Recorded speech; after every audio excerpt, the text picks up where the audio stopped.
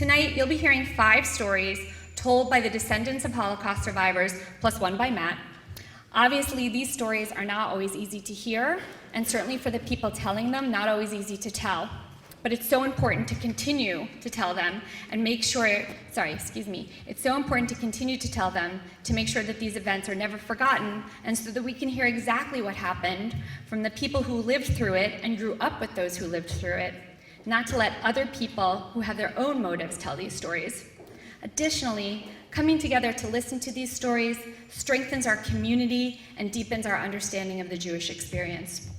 As we all know, public speaking is the favorite thing of very few people, and telling stories like this adds a layer of vulnerability on top of that.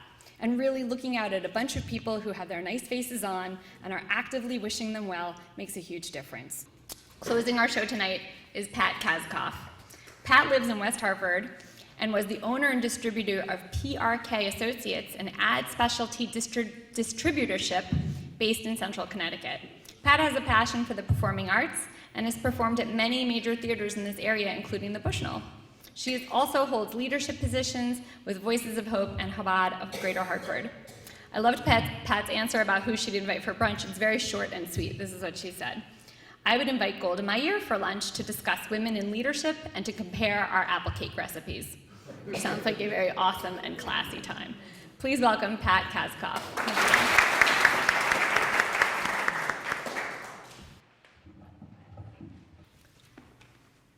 I'm walking out of a movie theater in Montreal. That's where I'm from. So I just finished watching Schindler's List. And the people around me, the mood, it's dark, it's quiet. There's a few people crying. But the only thought that's in my head is, I can never share this with my mother. My mother was a Holocaust survivor. She survived 12 concentration camps and 12 selections. I often wondered what her thinking had to be, given that she beat the odds that the 6 million people did not. On one hand, there was death. On the other hand, work and life, sort of. She always managed to choose life. But when asked how she survived, she had 2 words: my beauty. So my father, he didn't consider himself a Holocaust survivor. Even though he was from the same place as her, they were both from Lodz, Poland. And for those of you understand that in the 1950s, 60s, and 70s, there was a Holocaust hierarchy, a survivor hierarchy. So if you were a concentration camp survivor, that was the highest. My father's parents sent him to university in Manchester, England, before the war. So he was at the bottom of the hierarchy. So fast forward, a week later, I'm at my mother's house, we're in the kitchen, we're sitting around the little Formica table and the 4 chairs, and my mother casually says that she went to see Schindler's List. What a great comedy. And then she goes on to describe the scene where a young woman is presenting Oskar Schindler with a birthday cake. Well, I explained to her it was Oskar Schindler's birthday. I have a birthday. I like cake. When there is a party, I go and I sing, "Happy birthday to you." There was no birthday in Holocaust. And then she describes another scene. She talks about the scene where there's a group of Jewish musicians, and they're an orchestra, and they're playing a concert for the German SS officers. And she says, and she's looking at me, and she's laughing hysterically. Well, I say to her, she says to me, "I like music. You think I don't know Brahms, Beethoven, Mozart, and Mendelssohn? I never see a violin, a piano in Holocaust." So where they hide them?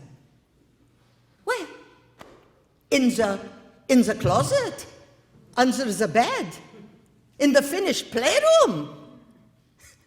There was no music in Auschwitz. All this to say that we're all an amalgam of our DNA, our experiences, the legacy of our parents' experiences, where we were born, what era we were born in, and you can tweak that a little bit, but it's very difficult to tweak the Holocaust. So my mother never shared her experiences with me, but she certainly shared her thinking.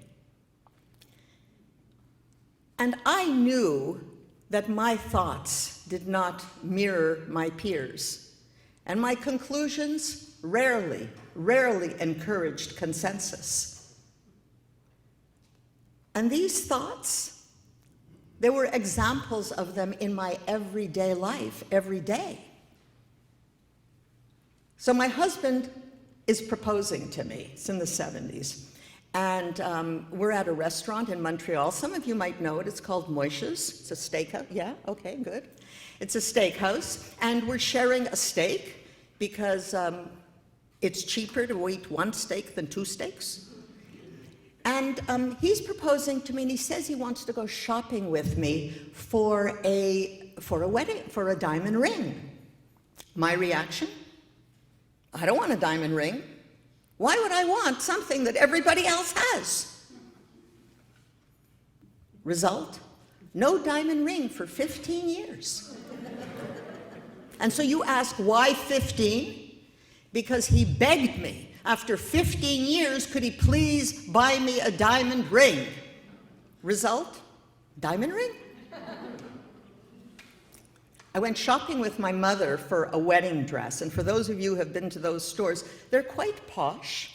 And you go into the store and they put you on a pedestal, like I'm talking a real pedestal. And the saleswomen are going back and forth, back and forth. They're bringing you one more luxurious gown after the next. And they're telling you, you're beautiful, you're great, this is going to be the most wonderful day of your life. We're going to make you look like a princess. And frankly, I was enjoying this little show, very pleasant. My mother, not so much. Why you wear white?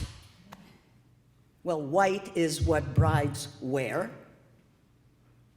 My mother wore a gray pinstripe suit to her wedding. Why you not wear yellow, red, maybe a scarf around the neck? You have sallow complexion. You need color. White is for underwear.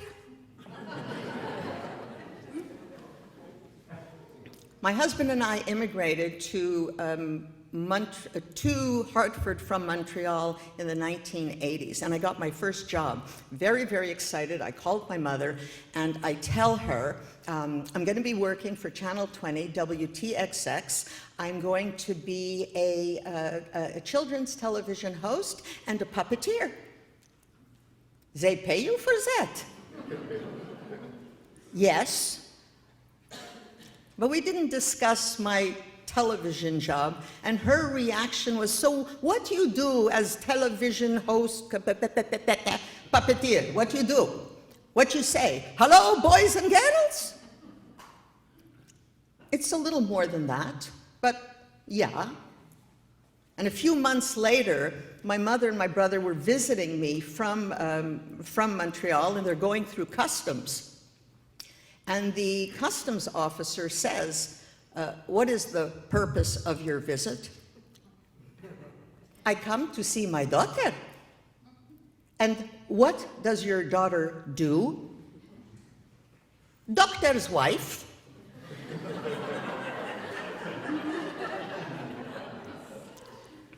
So it's been, Voices of Hope has been doing this for I've heard different numbers, 7, 8 years. And I never wanted to do this. I never wanted to do this because my mother never shared her story. But the times, they're changing, and I'm changing. And I realize now that my mother's story is now my story. It's the story of sharing the thinking. And my mother passed away about 20 years ago, but before she died, we had a little talk, and I said, so tell me, how did you really survive? And she had the same answer, my beauty! And I said to her, it couldn't have been just your beauty. It had to be something else. It had to be your thinking, your smarts. You had to be at the right place at the right time. For sure I am not at the right place at the right time. 100%.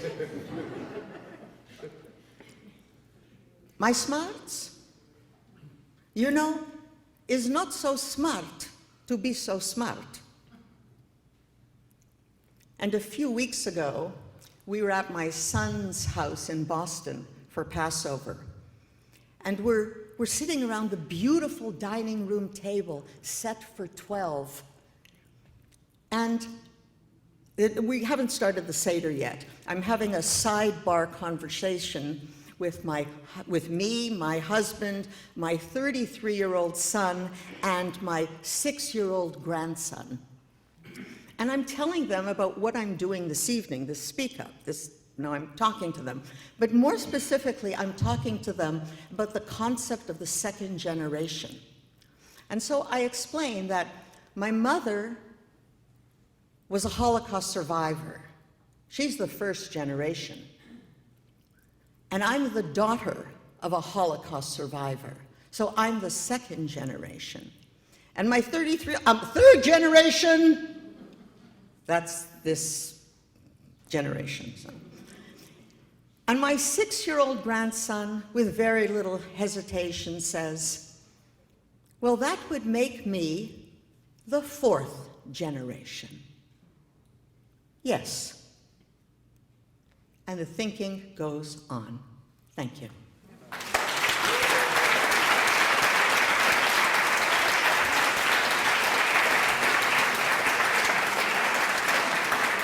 Great job, Pat. That was excellent. What a character your mom was. Oh my gosh, thank you for painting that picture. So are you, is that what you said? Yes, that's also clear. Yep. Thank you for painting that picture of her. And also, are you doing any accent work? And if not, why not? You are, okay, good, because that was on point, yeah. You guys were all on point, and good job audiencing on point with your nice faces and your good emotion. So thank you very much to you for being excellent receivers. Our storytellers were fantastic. Let's hear another round of applause for them. Really.